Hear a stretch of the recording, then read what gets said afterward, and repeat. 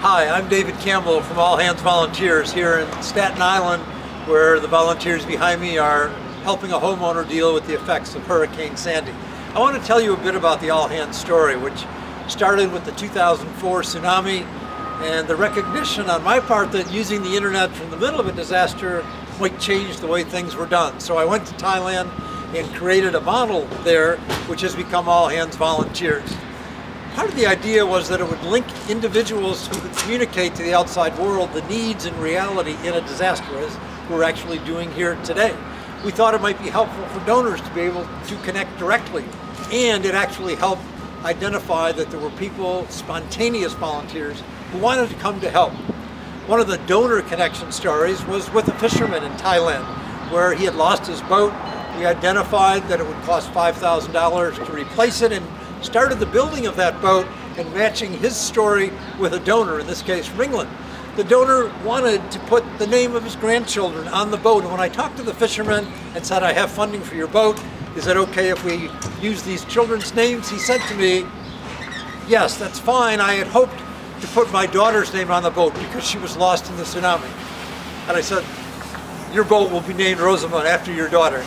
And so we can be more personal and more immediate and more impactful. 8 months later, when Katrina hit the United States, several of us who've been together in Thailand decided to create this 501c3 and go down and help the victims in our own country. We landed in Biloxi, Mississippi, and over the next months brought 1,500 volunteers to our base in Biloxi. One of the people we met was Bill Stallworth, a great councilman who helped coordinate efforts there. And just this week I had the opportunity to introduce Bill to the councilwoman Debbie Rose here in Staten Island.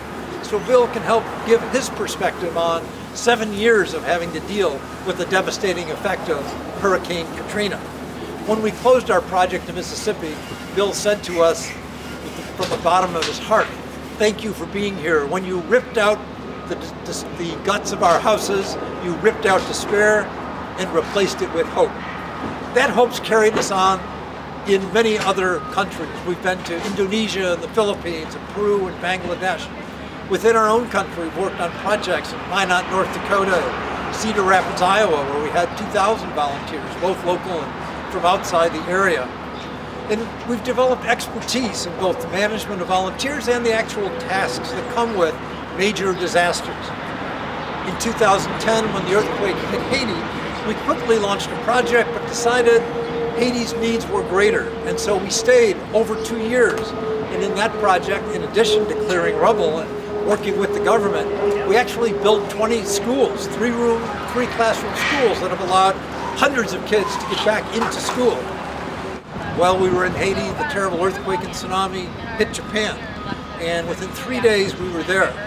We launched a project up in Ofinato in Iwate Prefecture, and were able to connect the needs of those communities with a donor base in Tokyo. And so we became a channel that was trusted to take funds from people who wanted to help the impact zone in Tokyo and move those funds into the communities that we were living in, and had building grants for homes that we had gutted, as we have here, and helped restore a community park.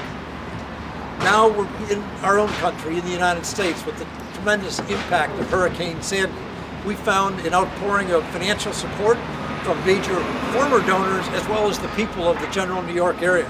There's a tremendous enthusiasm for people to volunteer, and so we're pulling together teams of our experienced leaders, project managers on the scene here and assessing needs and determining how we can be most effective. The first steps will be mucking out a house, pulling everything out of the house, and then gutting it, taking out the soggy water drywall and so on, to get down to the studs, and then to treat the mold that will be growing there. These are the various steps we'll take, and we'll do as much as we can.